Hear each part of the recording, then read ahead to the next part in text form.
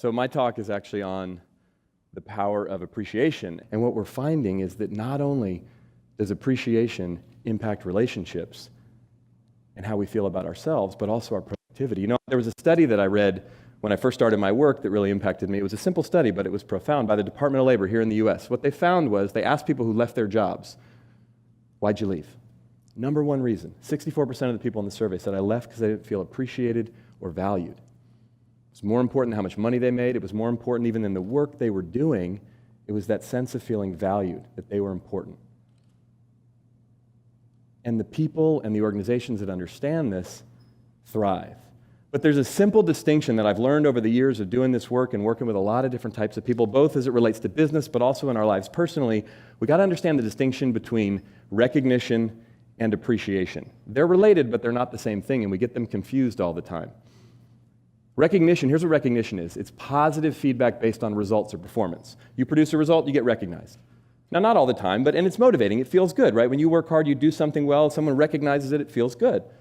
As Tom Peters says, celebrate what you want to see more of. Absolutely.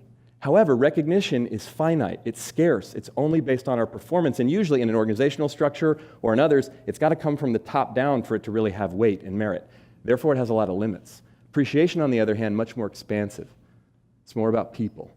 So when we expand our capacity for what we think of when we think of appreciation, it's not just about recognizing results and performance, it's about appreciating people. You know, I spoke at a conference in Silicon Valley, a leadership conference about a year and a half ago, and the speaker before me was a professor from UC Berkeley.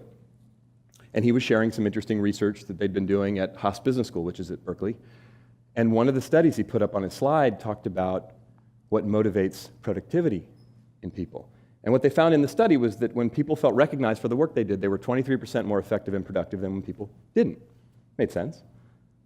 But the same study found that when people felt valued and cared for, a literal or figurative pat on the back, that the people around them, particularly the person they report to, really cared about them, they were 43% more effective and productive than people who didn't. There was a 20% increase in productivity from focusing on who people are, not just what they do. That's the distinction. And that's often what it is. It's something simple. It's something personal. It's not some big deal. It's something that means something to us.